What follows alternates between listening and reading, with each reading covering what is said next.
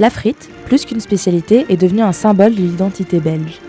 Elle est apparue au XVIIIe siècle dans nos contrées et encore aujourd'hui, plus de 90% des Belges en mangent au moins une fois par mois. La société a évolué, la frite est restée. Donc frite-côte, friture, friterie, qu'en est-il aujourd'hui ? Place Saint-Job à Uccle. La friterie chez Clémentine fut créée il y a plus de 20 ans par la fille du fondateur de la célèbre friterie Antoine de la place Jourdan. C'est un établissement moderne et en phase avec son époque, une friterie éco-responsable. On a donc rénové la friterie complètement et on a fait en sorte qu'elle soit beaucoup plus écologique. Donc tout a été construit avec des matériels recyclables. Tout ce qui est paquet de frites est récupéré aussi avec des matériels recyclables. Avant on utilisait des fourchettes en plastique, on utilise des fourchettes en bois. Élue deuxième meilleure frite de Bruxelles, chez Clémentine a conquis son public grâce à un concept innovant.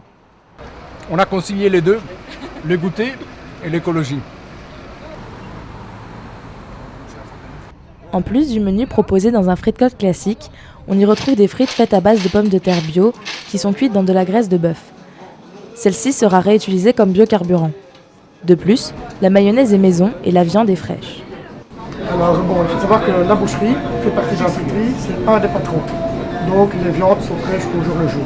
Tout ce qui est brochette, hamburger maison, maxi burger, carbonara, on le vend.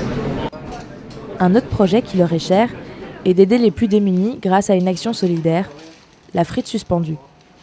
Ça permet aux sans-abri d'avoir un repas offert par n'importe qui.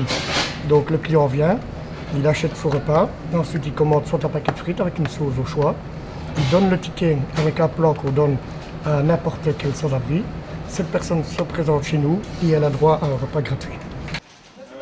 La friterie chez Clémentine a donc réussi son pari en mêlant tradition et modernité.